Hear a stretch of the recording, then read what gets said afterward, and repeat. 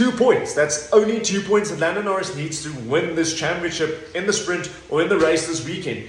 It's very, very simple actually, and there's a very small chance for Max Verstappen or Oscar Piastri to close that gap anyway. I mean, yes, 24 points, that's within a race, but there's a lot of things that need to go wrong, and very wrong on top of that, for Lando Norris to bottle this yet again. But I don't think he is going to, because he has learned his lesson regarding the bottle situation.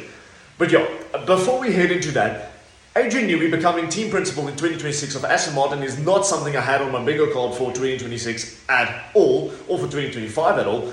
But here's the thing, this is the closest that Lance Stroll has come to not being an Aston Martin driver or Formula 1 driver, because I don't think Adrian Newey is going to take the crap from a guy that cannot perform, and especially if there might be a chance, if the Red Bull isn't quick enough, that Adrian Newey might be able to convince Max Verstappen to come to the team alongside Fernando Alonso, who's so excited to go to next year's cars because he's so tired of the ground effect era he's driving in now.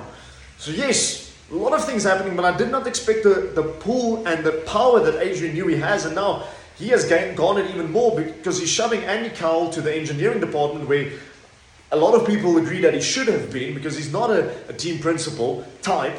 But yeah, here we go. Adrian Newey, team principal for 2026. And another thing, there's the annual drivers standards meeting that has just held, and there's a few things on the menu. And one of them is overtaking. What is allowed in long radius corners, what is allowed on the inside, on the outside, more clarification, more rules. And here's the biggie for me that stood out. Most of the drivers want incidents to be investigated only after the race, because there's always some extra factors that cannot be accounted for during the race. So we might see more after race disqualifications, and that's on the request of the drivers. Very interesting things happening there. But yeah, coming back to the Qatar Grand Prix, it's a very, very abrasive surface. The tyres are going to degrade very quickly, and the FIA and Pirelli are very scared of that. That's why it's a mandatory 2-stop race.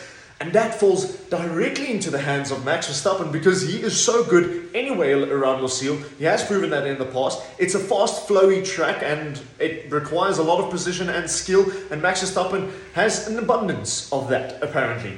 But here's the thing.